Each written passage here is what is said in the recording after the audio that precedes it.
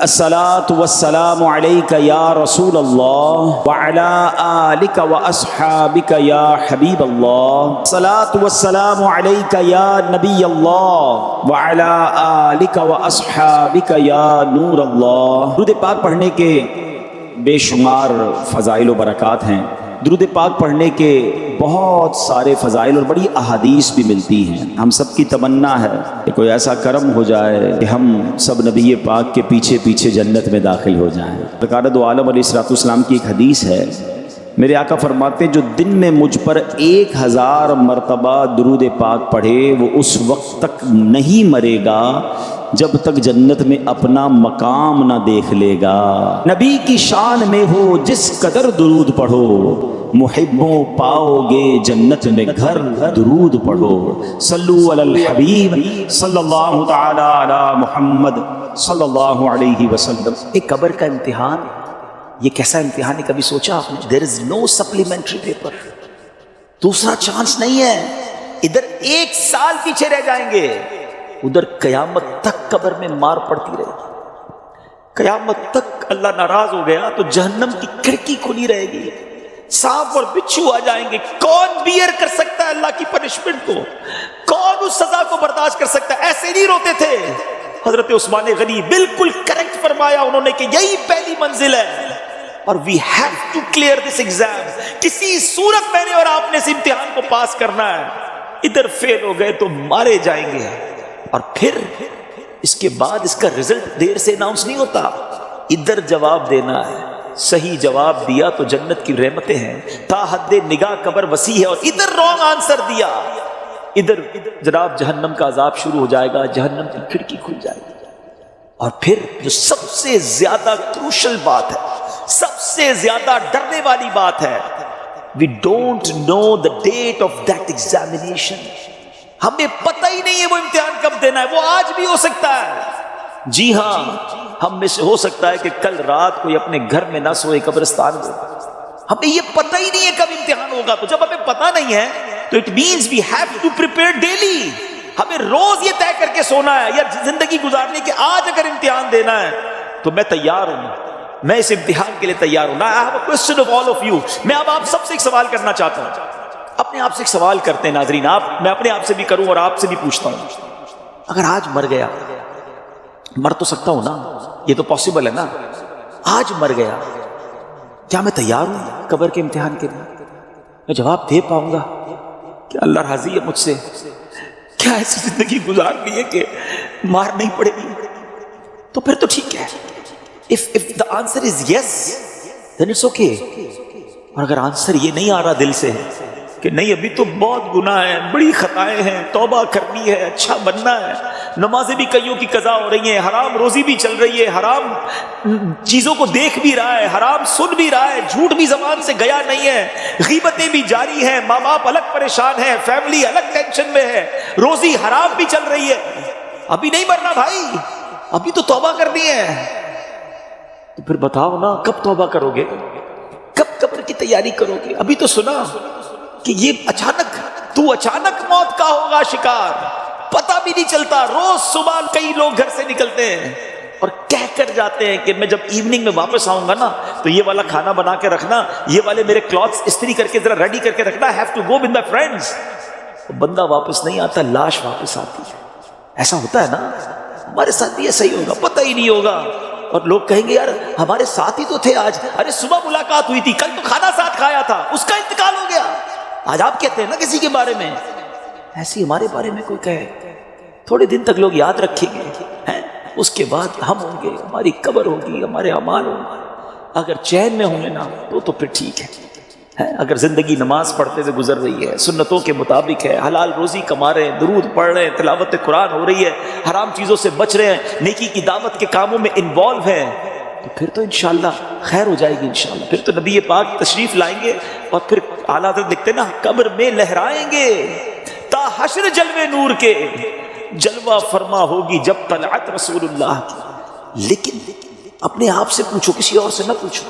I know very well، ہر بندہ اپنے بارے میں جانتا ہے کہ میں کتنا برا ہوں، تجھے تو خبر ہے میں کتنا برا ہوں۔ تو عیبوں کو میرے چھپایا ہے. ہمیں سب پتا ہے اپنے بارے میں. تو پلیز میرے میٹھے اسلامی بھائیو اس ایگزام کی تیاری کیجیے. بس اس جملے کے تحت بتاؤں گا, پہلے بات پوری کر لوں پھر میں آپ کو پریکٹیکلی بھی سمجھاؤں گا. آپ فرماتے ہیں کچھ لوگ ہنسی مذاق کر رہے ہوتے ہیں مگر موت کا وقت قریب آ گیا ہوتا ہے. فرماتے ہیں کچھ گھر بالکل بن کر تیار ہو گئے ہوتے ہیں مگر مکین جو اس گھر میں رہنے کے لیے آنا چاہتا ہے اس کا آخری وقت بھی آ گیا, اس کی قبر بھی تیار ہو چکی ہوتی ہے. اب ذرا اس کو پریکٹیکلی سمجھیے. آپ جب قبرستان جاتے ہیں کچھ قبریں تیار ملتی ہیں نا, صحیح بات بتاؤ پریکٹیکل, جو قبریں کھودی ہوئی ہیں نا, جن کی بھی کھودی ہوئی ہیں وہ زندہ ہیں اس وقت. ہاں تھوڑی دیر بعد مرنا ہے انہوں نے اور پھر اس قبر میں آ جانا ہے.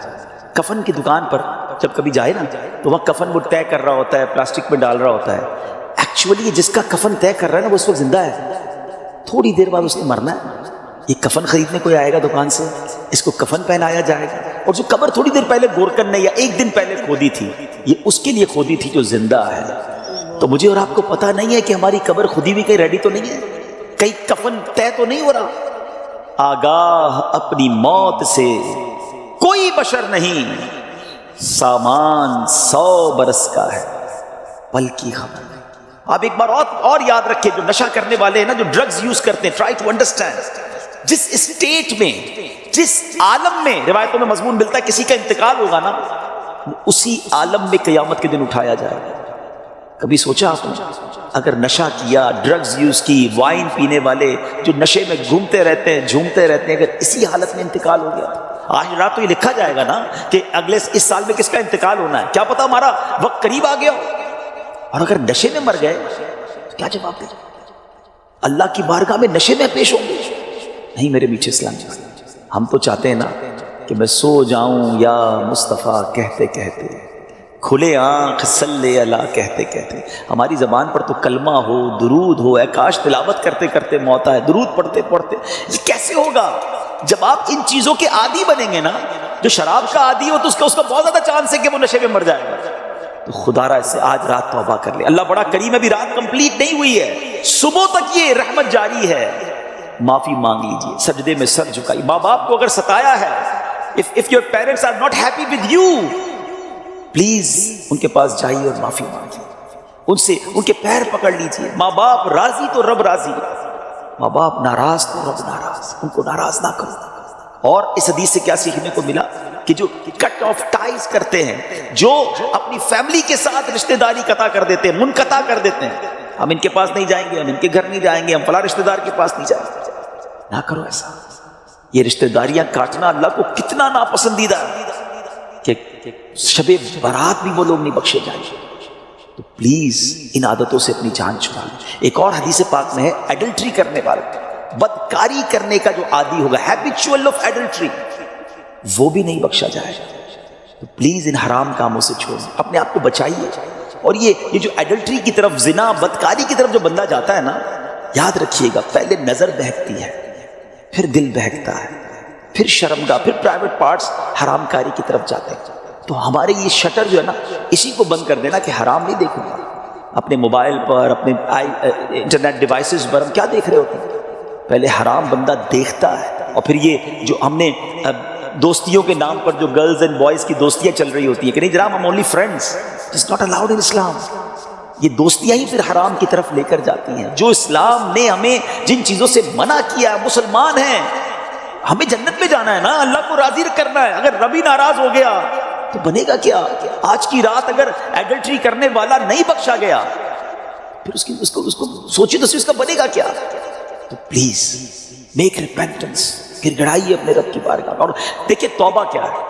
توبہ کے ویسے تو کئی ڈیٹیل علماء نے بتائی, مگر ان شارٹ اگر میں آپ کو بتاؤں نا, الندم التوبہ, شرمندگی توبہ ہے. پہلے تو اپنے اندر گلٹ فیل کیجئے کہ یا اللہ میں بہت برا ہوں, بہت غلطیاں ہیں, مالک معاف کر دے.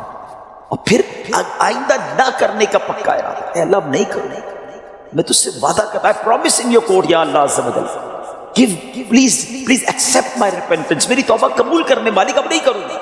تو یہ پکی توبہ انشاءاللہ, کیا پتا اللہ کریم کی آج رحمت برس جائے اور وہ ہمیں آج معاف کر دے. What a beauty for his servant عمر بن عبدالعزیز رحمۃ اللہ تعالی. یہ اللہ کی طرف سے اپنے بندے عمر بن عبدالعزیز کے لیے جہنم کی آگ سے آزادی کا پروانہ ہے.